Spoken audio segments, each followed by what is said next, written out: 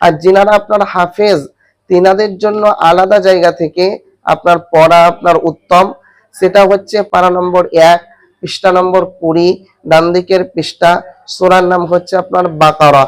কুলু আমান্না বিল্লাহি ওয়া মা উনজিলা ইলাইনা ওয়া মা উনজিলা ইলা ইব্রাহিমা ওয়া ইসমাঈলা ওয়া ইসহাকা ওয়া ইয়াকুবা ওয়াল আসবাতি ওয়া মা উতিয়া মূসা ওয়া ঈসা وما أوتي النبيون من ربهم لا نفرق بين أحد منهم ونحن له مسلمون।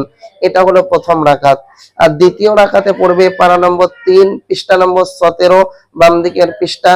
সূরার নাম হচ্ছে আপনার আল ইমরান।